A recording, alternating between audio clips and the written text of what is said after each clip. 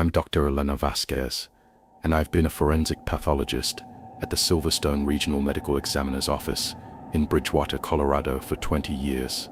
Or at least I was until I submitted my resignation and moved to a small private practice in rural Montana 8 months ago.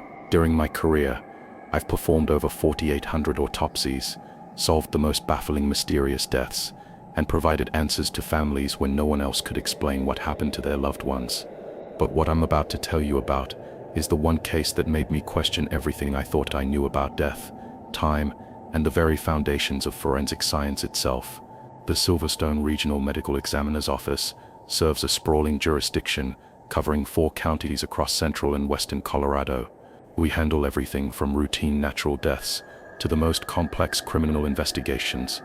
Our facility processes nearly 800 cases annually, ranging from hiking accidents in the Rocky Mountain wilderness to sophisticated homicides that challenge even the most experienced investigators.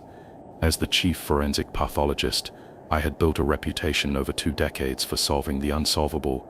Cases that stumped other medical examiners found their way to my examination table. I had testified in over 200 criminal trials, consulted on cases for the FBI, and written papers published in the Journal of Forensic Sciences. My methodology was meticulous, my conclusions always backed by irrefutable scientific evidence. My team was equally exceptional. Dr. Sarah Kim, our forensic toxicologist, had earned her PhD from Johns Hopkins and could detect poison traces that others missed entirely.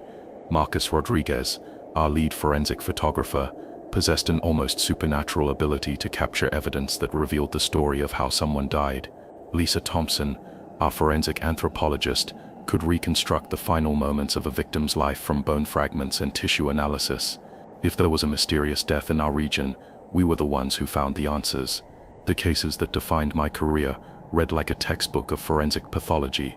There was the millionaire businessman whose apparent heart attack turned out to be murder by an exotic plant toxin, the hiking accident that revealed a carefully staged domestic violence homicide, the house fire victim who had actually been dead for 3 days before the blaze started.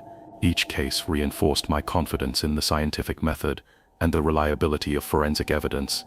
I had examined bodies in every conceivable state of decomposition, mountain hikers found after months of exposure to Colorado winters, drowning victims recovered from alpine lakes after weeks underwater, bodies discovered in abandoned buildings, in car trunks, buried in shallow graves. I understood the precise timeline of decomposition under different environmental conditions: temperature, humidity, soil composition, insect activity, animal scavenging. I could read these factors like a book and determine time of death with remarkable accuracy. My colleagues across the country knew me as the pathologist who never gave up on difficult cases. When other medical examiners reached dead ends, they sent their most puzzling cases to Bridgewater. I had solved cases that had gone cold for years, identified victims when only fragments remained, and provided the crucial evidence that put killers behind bars when all other leads had been exhausted. But despite 2 decades of experience with the most challenging cases imaginable, nothing had prepared me for what I would encounter on that cold November morning in 2023. November 15th, 2023, started like any other Tuesday. I arrived at the office at 6:30 a.m., as was my routine, to review the overnight cases and prepare for the day's examinations. The morning was unusually quiet. We had only 2 routine cases scheduled, both appearing to be straightforward natural deaths in elderly patients.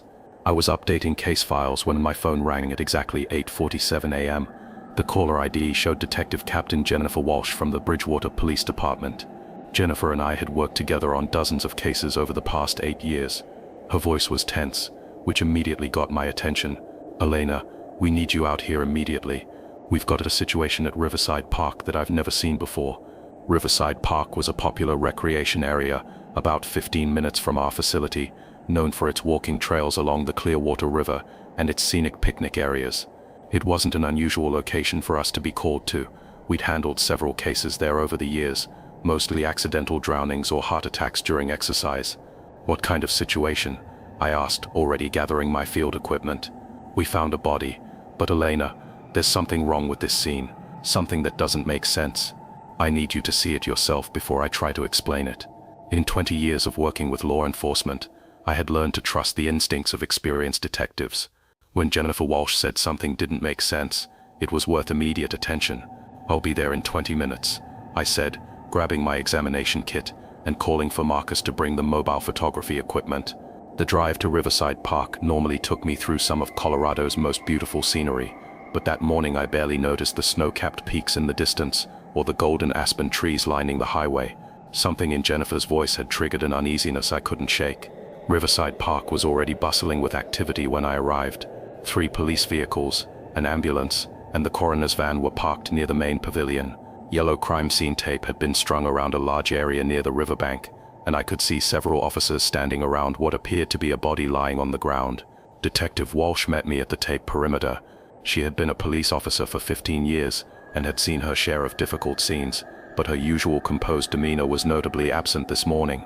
The body was discovered by a jogger at approximately 6:15 a.m. She began as we walked toward the scene. Victim appears to be a woman in her 30s, well-dressed, no obvious signs of trauma from a distance. We approached the body, which was lying face down on the grass about 20 feet from the riverbank. The woman was wearing an expensive-looking navy blue business suit, black heels, and jewelry that suggested she wasn't from the local area. Her dark hair was neatly styled, and from what I could see there were no obvious wounds or signs of violence. "What's the unusual aspect you mentioned on the phone?" I asked, kneeling beside the body and beginning my preliminary external examination. "Look at her hands," Jennifer said quietly. I carefully turned the body's right hand palm up and immediately understood why Jennifer had been unsettled. The woman's fingernails were perfectly manicured, the nail polish unchipped and glossy, but that wasn't the strange part. Her hands were completely clean, no dirt, no debris, no signs of having been outdoors.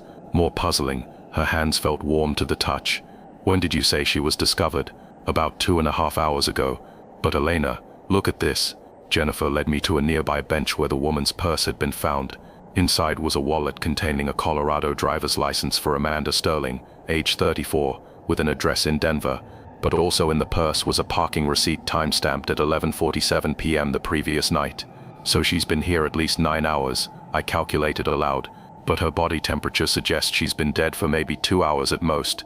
I continued the external examination while Marcus photographed everything from multiple angles. Amanda Sterling appeared to be in excellent physical condition, with no visible injuries, no signs of drug use, and no obvious cause of death. Her clothing was immaculate, without any stains, tears, or signs of struggle. "Have you found anything else unusual?" I asked the lead crime scene technician, Officer David Park. "That's just it, Dr. Vasquez. We haven't found anything. No signs of a struggle, no footprints other than the jogger who found her, no evidence that anyone else was here. It's like she just lay down and died. But that doesn't explain the timeline discrepancy. I spent another hour at the scene, documenting every detail I could observe without disturbing the body further. Amanda Sterling's position was peaceful, almost as if she had chosen to lie down on the grass. Her expensive heels were still on her feet, not askew as they would be if she had fallen or been moved. Her purse was neatly placed on the bench, contents organized and undisturbed. But the temperature readings were impossible to ignore. I took body temperature measurements from 3 different locations, and all confirmed that Amanda Sterling had been dead for no more than 3 hours. The environmental conditions, it had been a cold night, with temperatures dropping to 28 degrees Fahrenheit, should have resulted in much lower body temperature if she had been deceased since before midnight. "I'm going to need the body transported to the facility immediately," I told Jennifer, "and I want this scene preserved exactly as it is until I complete the full autopsy." "What are you thinking?" she asked as we watched the coroner's team carefully load Amanda Sterling's body into their van. "I'm thinking that either our understanding of post-mortem body temperature is completely wrong, or we're dealing with something I've never encountered before." Amanda Sterling's body arrived at our facility at 11:30 a.m. I immediately began the most thorough examination I had ever conducted, starting with detailed external photographs and measurements. Marcus documented every inch of the body from multiple angles, and I collected samples for every type of analysis we could perform. The external examination revealed no trauma whatsoever. No bruises, no scratches, no puncture wounds, no signs of strangulation or suffocation. Amanda's fingernails were intact with no defensive wounds. Her clothing fit perfectly and showed no signs of having been removed or replaced. Most puzzling of all, her makeup was applied perfectly, as if she had just finished getting ready for work. "Dr. Vasquez," Dr. Sarah Kim called from across the laboratory. "I've got the preliminary toxicology results. No alcohol, no common drugs of abuse, no obvious poisons in the initial screen. I continued with the internal examination, beginning with the standard Y incision. What I found inside Amanda Sterling's body was even more confusing than the external findings. Her heart was in excellent condition, with no signs of disease or defect. The coronary arteries were clear, the heart muscle appeared healthy, and there was no fluid in the pericardium that might suggest a heart attack. Her lungs were pink and healthy, with no signs of drowning, suffocation, or disease. The brain showed no signs of trauma, stroke, or other pathological conditions. But as I continued the internal examination, I began to notice something unprecedented. Different organs appeared to show different stages of post-mortem change. Her heart looked as if death had occurred within the past few hours, consistent with the body temperature readings. But her liver showed changes that typically occurred 12 to 24 hours after death. Her kidneys appeared to have been without circulation for several days. "This is impossible," I muttered, calling Dr. Kim over to look at the findings. "What am I looking at?" she asked, examining the tissue samples under a magnifying glass. "Different organs, showing different stages of decomposition. It's like different parts of her body died at different times." I spent the rest of the afternoon collecting tissue samples from every major organ system, documenting the microscopic changes I was observing, and running every test I could think of. The results were consistent but scientifically impossible. By 6 p.m. that evening, I had completed the most comprehensive autopsy of my career. The findings defied every principle of forensic pathology I had learned over 2 decades of practice. Amanda Sterling's brain tissue showed post-mortem changes consistent with death occurring 4 to 6 days earlier. The cellular breakdown, the onset of autolysis, and the bacterial invasion patterns all pointed to the brain having been dead for nearly a week. Her heart muscle, however, showed changes consistent with death occurring 8 to 12 hours earlier. The cellular structure was still largely intact, with only early signs of decomposition. Her digestive system presented the most puzzling finding of all. Her stomach contained partially digested food, a salad, and what appeared to be a protein bar that could only have been consumed within 2 to 3 hours of death. But the stomach tissue itself showed advanced decomposition that typically took 2 to 3 weeks to develop. Most disturbing of all, her blood work showed chemical markers that indicated active metabolism and cellular function up until just 2 to 3 hours before I began the examination that morning. "Sarah, look at these results again," I said, handing Dr. Kim the laboratory reports. "Tell me if you see what I see." She studied the reports carefully, her brow furrowed in concentration. "Elena, this blood chemistry profile shows a living person. The glucose levels, the electrolyte balance, the enzyme markers, these are all within normal ranges for a healthy adult. But she's been dead since at least last night, according to the scene evidence." "Yes, but according to her blood work, she was alive and healthy when you drew these samples this afternoon." That evening, I called an emergency meeting with my entire team. I had never encountered findings that challenged the basic principles of forensic science, and I needed other experienced professionals to review my work. "I want everyone to look at this case with fresh eyes," I began, spreading out the photographs, laboratory reports, and examination notes across the conference table. "Tell me if you see any errors in methodology or interpretation." Marcus studied the crime scene photographs for nearly an hour. "The positioning is too perfect," he finally said. "People don't die in poses this peaceful unless they're arranged that way. But there's no evidence anyone touched the body after death." Lisa Thompson, our forensic anthropologist, examined the tissue samples under a microscope. "Elena, I've studied decomposition patterns for 12 years, and I've never seen anything like this. It's as if different organ systems shut down independently, over a period of days or weeks." Dr. Kim presented her toxicology findings to the group. "We've run every test available. No poisons, no drugs, no biological toxins, no environmental hazards, but the blood chemistry is absolutely impossible. These levels indicate active metabolism at the time of sample collection." "What are you all saying?" I asked, though I already knew the answer was as impossible as the evidence itself. "We're saying that Amanda Sterling died multiple times," Lisa said quietly. "Different organs, different systems, all shutting down at different points over the past week. But her blood chemistry suggests she was still alive when you examined her this morning." At 9:30 that evening, as I was finishing my preliminary report, Detective Walsh called my direct line. "Elena, we have a problem, a big one." "What kind of problem?" "Amanda Sterling's credit cards were used to purchase gas and coffee at 3 different locations in Denver yesterday, all after the time her parking receipt says she arrived at Riverside Park." I felt a chill run down my spine. "That's impossible, Jennifer. I examined her body. She was definitely deceased. I know, but the surveillance footage is clear, and the transaction times are documented. Same woman, same clothes, same credit cards. She was apparently driving around Denver yesterday afternoon and evening, hours after she was supposedly dead in Riverside Park. I stared at the photographs of Amanda Sterling's body spread across my desk. The timestamps on my examination photos were clear and undeniable. Jennifer, I need you to get me copies of all that surveillance footage, and I need the credit card transaction records with exact times and locations. Already on it. But Elena, there's something else. Amanda Sterling's apartment manager in Denver says she hasn't been home in over a week. Her car is missing from her assigned parking space, and her neighbors say they haven't seen her since last Tuesday. So she's been missing for 8 days, but using her credit cards yesterday, and found dead with evidence she's been deceased for varying lengths of time ranging from hours to weeks. That's exactly what I'm saying. I stayed at the laboratory until nearly midnight, re-examining every piece of evidence, rereading every test result, and double-checking every measurement I had taken. The scientific evidence was clear and consistent, but it painted an impossible picture. Amanda Sterling had died multiple times over the course of the past week, with different organ systems shutting down independently. Her brain had died first, approximately 6 days ago. Her digestive system had died next, about 3 days ago.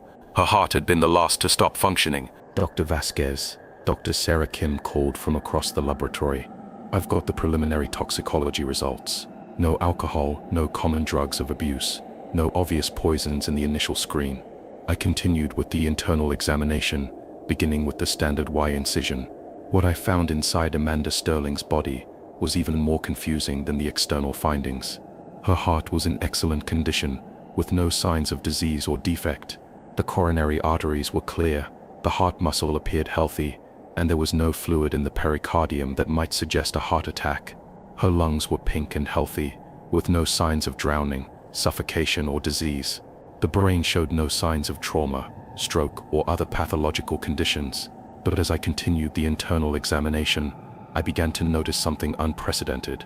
Different organs appeared to show different stages of post-mortem change. Her heart looked as if death had occurred within the past few hours, consistent with the body temperature readings. But her liver showed changes that typically occurred 12 to 24 hours after death.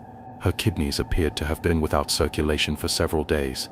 "This is impossible," I muttered, calling Dr. Kim over to look at the findings. "What am I looking at?" she asked, examining the tissue samples under a magnifying glass. Different organs, showing different stages of decomposition. It's like different parts of her body died at different times. I spent the rest of the afternoon collecting tissue samples from every major organ system, documenting the microscopic changes I was observing, and running every test I could think of. The results were consistent but scientifically impossible. By 6 p.m. that evening, I had completed the most comprehensive autopsy of my career. The findings defied every principle of forensic pathology I had learned over 2 decades of practice. Amanda Sterling's brain tissue. The next morning, I received the first of what would become dozens of phone calls from forensic pathologists across the country. Dr. Michael Chen from Seattle had handled a similar case 3 months earlier, a businessman found in his office who showed the same impossible decomposition patterns, different organs having died days apart. "Elena, I thought I was losing my mind," Dr. Chen told me during our first conversation. Robert Martinez, 42 years old, found dead at his desk on a Monday morning. His brain showed decomposition consistent with death occurring the previous Wednesday, but his heart looked like it had stopped beating just hours before discovery. And here's the impossible part. Security footage showed him entering the building that Friday and Saturday. Dr. Lisa Park from Phoenix had encountered 2 similar cases in the past 6 months. Both victims showed the same pattern, she explained. Multiple death times for different organ systems, and both had been seen alive days after their brains showed evidence of death. As I compiled information from these conversations, a disturbing pattern emerged. Since 2020, at least 47 cases across North America had exhibited these impossible decomposition characteristics. The frequency was accelerating. Only 3 cases in 2020, but 19 cases in 2023 alone. More troubling still, every single victim had been reported missing for 7 to 10 days before being found dead, yet surveillance footage, credit card usage, and witness accounts placed them as active and alive during portions of their supposed death periods. Detective Walsh's investigation into Amanda Sterling's final week painted an increasingly impossible picture. Surveillance cameras at a Denver grocery store showed Amanda shopping on Thursday afternoon, 2 days after my examination indicated her brain had died. The footage was clear and undeniable. Amanda walking normally, selecting items, paying with her credit card, and driving away in her silver Honda Civic. I've watched this footage 50 times, Detective Walsh told me, as we reviewed the evidence in her office. That's definitely Amanda Sterling, alive and functioning normally, at a time when you're telling me her brain was already decomposing, but the surveillance evidence was only the beginning. Amanda's cell phone records showed she had made several calls during the week before her body was discovered.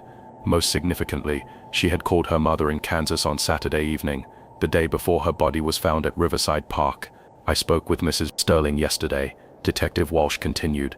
She confirms Amanda called her Saturday night around 9 p.m. They talked for 23 minutes about Amanda's upcoming visit home for Thanksgiving. Mrs. Sterling said Amanda sounded completely normal, maybe a little tired, but definitely coherent and alive. I stared at my autopsy report, comparing the timeline. According to the decomposition patterns I observed, Amanda's brain had been dead for 6 days by Saturday. A person with that level of brain decomposition couldn't speak, couldn't think, couldn't function, but she did function. We have the evidence. 3 weeks after Amanda Sterling's autopsy, we received another case with identical characteristics.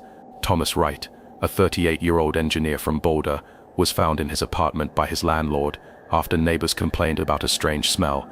The external examination revealed the now familiar impossible pattern. Thomas appeared to have been dead for different lengths of time depending on which part of his body I examined. His extremities showed advanced decomposition suggesting death 10-14 days earlier. His torso showed moderate decomposition consistent with 5 to 7 days. His head and neck appeared almost fresh, as if death had occurred within 24 hours. But the internal examination was even more disturbing than Amanda Sterling's case. Thomas's liver had clearly been dead for over 2 weeks. The cellular breakdown was extensive, and bacterial invasion was advanced. His lungs showed decomposition patterns suggesting death about 1 week earlier. His heart muscle appeared to have died just 2 to 3 days before discovery. Most impossibly, his brain tissue was nearly pristine, showing only the earliest signs of post-mortem change.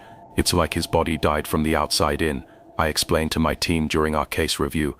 Extremities first, then internal organs in sequence, with the brain dying last. Dr. Kim's toxicology results were as baffling as Amanda Sterling's had been. No poisons, no drugs, no biological agents. But Elena, look at these neurotransmitter levels in his brain tissue. They're consistent with active neurological function at the time of tissue collection. The timeline investigation revealed the same impossible pattern. Thomas Wright had been reported missing by his employer 12 days before his body was discovered, but his bank records showed ATM transactions throughout the missing period. Security cameras captured him at various locations across Boulder during the 2 weeks he was supposedly dead. Most disturbing of all, Thomas's brother in California confirmed receiving a phone call from Thomas just 2 days before the body was discovered. He sounded fine, the brother told Detective Walsh. We talked about our parents' anniversary party. He was making plans to fly out for the celebration next month. Word of these impossible cases began to spread throughout the forensic pathology community. Colleagues who had respected my work for 2 decades began questioning my competence. Hospital administrators expressed concerns about the reliability of my findings. Defense attorneys in pending cases demanded reviews of my previous testimony. Patricia Reynolds, the state medical examiner and my longtime mentor, called me into her office 6 weeks after the Thomas Wright case. Elena, I've been getting calls from prosecutors, defense attorneys, and other pathologists about your recent findings. These decomposition patterns you're reporting, they're scientifically impossible. Patricia, I've documented everything extensively. I've had other pathologists review my methodology. The evidence is solid, even if the conclusions are impossible to explain. But they are impossible, Elena. Bodies don't decompose in segments over extended time periods while the person continues to function normally. You know that as well as I do. I pulled out the photographs, laboratory reports, and examination notes from both cases. Then explained this evidence. Explain how Amanda Sterling's brain showed 6 days of decomposition while she was making phone calls. Explain how Thomas Wright's liver was dead for 2 weeks while he was using ATM machines. Dr. Reynolds studied the documentation for nearly an hour, her expression growing more troubled with each piece of evidence. I don't have an explanation, but Elena, if we accept these findings as accurate, we have to question everything we think we know about death itself. The third case arrived 2 months later, and it broke my resolve to continue practicing forensic pathology. Maria Santos, a 29-year-old teacher from Colorado Springs, was found in her classroom by the school janitor on a Monday morning. Maria's case showed the most extreme version of the impossible decomposition pattern. Her body exhibited stages of death ranging from hours to nearly a month, all in the same corpse. Parts of her skeletal system showed decomposition that would typically require 3 to 4 weeks in ideal conditions. Her cardiovascular system appeared to have died about 10 days earlier. Her nervous system showed decomposition consistent with death occurring just 6 to 8 hours before discovery. But the investigation revealed that Maria had been teaching her classes, grading papers, and interacting normally with students and colleagues throughout the entire period, when various parts of her body were supposedly decomposing. I had lunch with Maria on Friday, her colleague Jennifer Martinez told investigators. She was excited about a new lesson plan she was developing. She seemed completely normal, maybe a little tired, but definitely alive and engaged. The security footage from the school showed Maria arriving for work each day during the 3 weeks, when my examination indicated significant portions of her body were already dead. Most disturbing of all, Maria had left detailed lesson plans for the following week, complete with notes about individual students who needed extra attention. The handwriting analysis confirmed these plans were written in Maria's hand on Sunday evening, less than 12 hours before her body was discovered. I spent 3 sleepless nights after Maria Santos's autopsy, staring at the impossible evidence and trying to find any explanation that didn't challenge the fundamental principles of forensic science. But the facts were undeniable, documented, and verified by multiple independent sources. On Thursday morning, I walked into Dr. Reynolds' office and submitted my resignation. "Elena, you don't have to do this," she said, reading my resignation letter.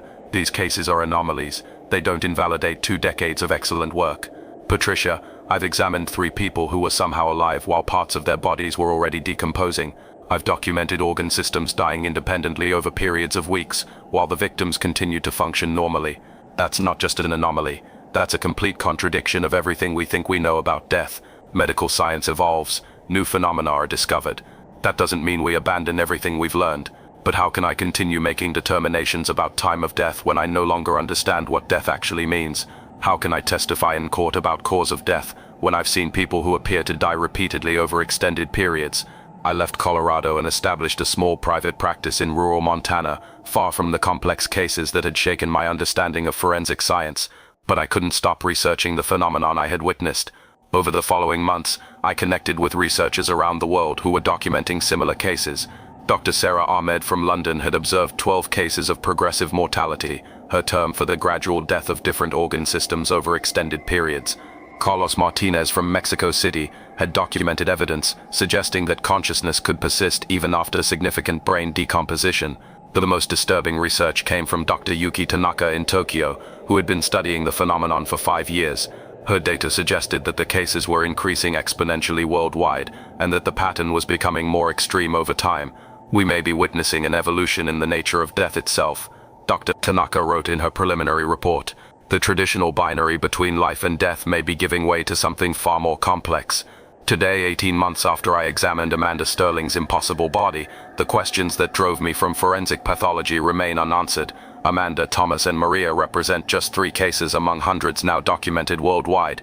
Each case follows the same pattern: progressive death of different organ systems over extended periods, while the victim continues to function normally until final cessation of all biological activity. Amanda Sterling's mother still calls me periodically, asking if I've found any new explanations for what happened to her daughter. She was planning to come home for Thanksgiving. Mrs. Sterling always reminds me. She sounded so excited about seeing the family again. Thomas Wright's brother continues to search for answers, convinced that the medical examiner's office missed something crucial about his brother's death. He was making plans for the future, he insists.